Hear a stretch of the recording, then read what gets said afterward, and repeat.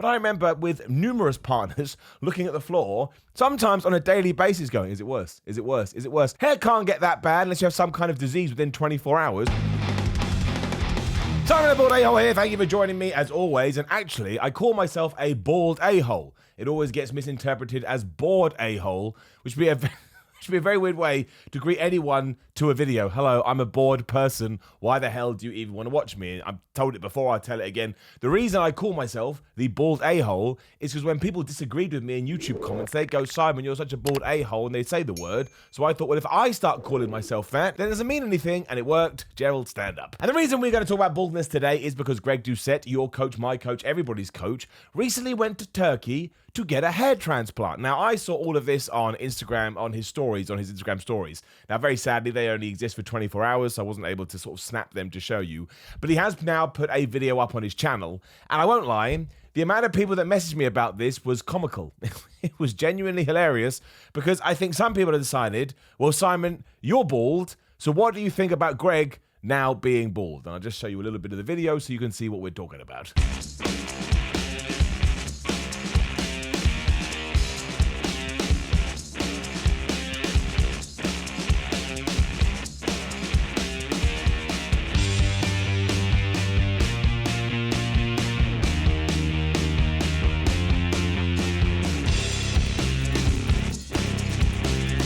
Now, my first reaction to this was I didn't really understand why he was doing it. Like, I've never looked at Greg Doucette and thought to myself, oh my gosh, he's losing his hair. However, I will say, as a man who went through that process, when it does first start happening, you do notice it before anybody else. Like, even now, from the front, I'm doing all right. But if I look down at the floor, you will see a nice round patch because I lost it at the back. And as another question people always ask me, would you rather lose your hair at the back or the front? Well, I'd always rather lose it at the back because most people see you from the front and only really tall people can tell what's going on, so you can kind of get away from it for a little bit, which is what I tried to do.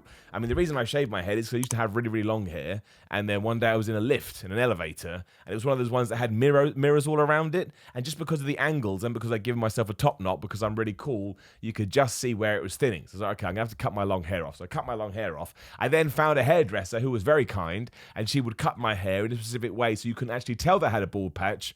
But eventually, you know, you can only do that for so long. So I shaved my head off completely using a beard trimmer because I presumed it would be exactly the same thing. And if you are thinking about taking the bald journey, I will tell you now, do not use a beard trimmer. Don't be a moron idiot like me. It is not the same as a hair clipper, and that's why the two things exist independently to begin with. Anyway, back to Greg Doucette. No, I don't really think that he needed it, but again, it's a personal option, and if he has the finances to do it, why the hell not? And that's kind of where I'm at with this situation. Like, when I started losing my hair, which was a good sort of 5-6 years ago now, hair transplants cost a lot of money. I mean, they still cost a lot of money now, but they've come down in price as the technology has improved. Like, you can get those sprays now that actually do a really good job. There's somebody I know, who I won't name because they may not want me to name them, that has been using this spray for the last 6 months, maybe even a year now, and he has grown all his hair back. Now, of course, the problem with that is the upkeep and the money, and eventually it's just going to piss you off. Like, I did try one for a little while, but it was crazy expensive, but it basically gave me like fake dandruff. Like, it wasn't dandruff, but it looked like dandruff because obviously it was the chemical doing weird stuff to my head. So I was like, well, I don't want that either.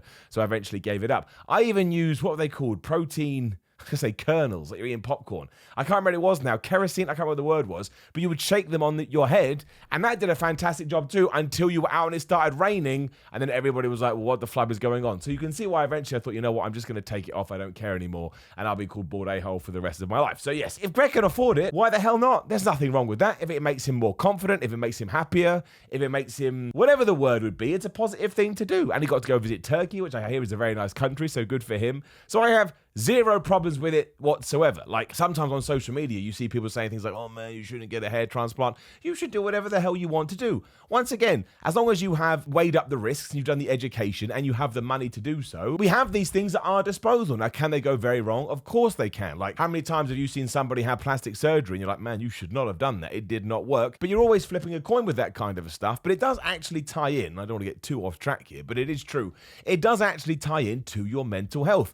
Some of the stresses, I suppose, I went through when I was first losing my hair absolutely drove me crazy. I look back now and I was like, what was I thinking? But again, we learn from our life experiences and we move on to something else. But I remember with numerous partners looking at the floor, sometimes on a daily basis going, is it worse? Is it worse? Is it worse? Hair can't get that bad unless you have some kind of disease within 24 hours. But I would ask them to monitor it at all the time. They didn't want to do that. I didn't want to do that. Nobody wants to do that. That is a waste of life. And I suppose it comes down to a control thing, right? You don't actually have this choice before we get into technology, etc., etc. But if you are losing your hair, you just have to decide, well, do I want to look like Prince William? And I swear the royal family must tell him he can't shave his head because there's no way he doesn't want to try it. I've got to believe. Or do you want to take it off and be Jason Statham, right? That's the choices you have. But if you do want luxurious, long locks, or you want a quiff, or you want, I don't know, a mullet or something, all of a sudden you're not able to do it anymore. And it can be an absolute, confidence killer in men. And I've talked to Greg many a time, but I don't know his reasons for this. And he may just have thought, you know what, it will perk me up a little bit. But maybe it's the same thing. Maybe he envisioned himself in a few years as a bald dude and he thought, you know what, I don't want to be that guy, even though, because of course he had to shave his head to get the transplant, he looked great as a bald guy. Like when he shaved his head off, he looked absolutely fantastic. And once again, I didn't see any problem with his hairline. But now I don't have a problem with this. I got one Instagram message when someone thought, Simon, this is unbelievable. I thought, what are you talking about? It's not unbelievable.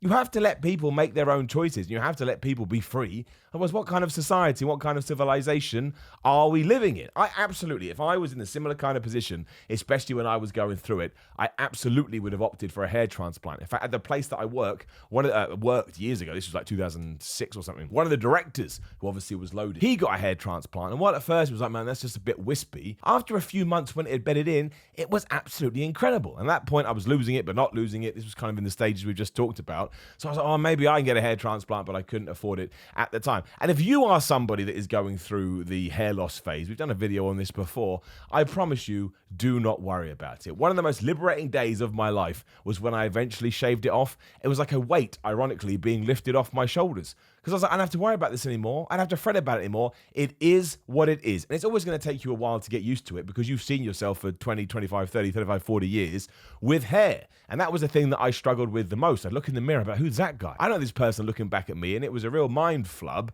And now you kind of get this strange situation too, where people who only know me as a bald guy, when they see me with hair, they're like, oh my gosh, devil child, go away. But I still don't see myself like that. Because again, I've been bald, I don't know how long it's been, let's say 5-6 years again. But there was a good 25, 26 years when I had lovely hair. So I'm still kind of getting, on the other side of that fence, but it's really not a big deal. Whether you want a hair transplant, do it. Whether you want to be a bald guy, do it. Either way, you will just eventually, this is what the brain does, and this is what your body will do. This is what life does. Eventually, you'll just accept it. And acceptance is one of the greatest things on earth. And it is just your hair at the end of the day. Like, does it really matter? I get it. Like my poor brother, he lost his hair at 18 years old, right? 18 years old is no time to lose your hair. I can completely imagine if you did go through that before you've even hit your 20s, you'd be like, oh, I'm never going to get a partner, a girlfriend, a boyfriend, whatever the hell it may be.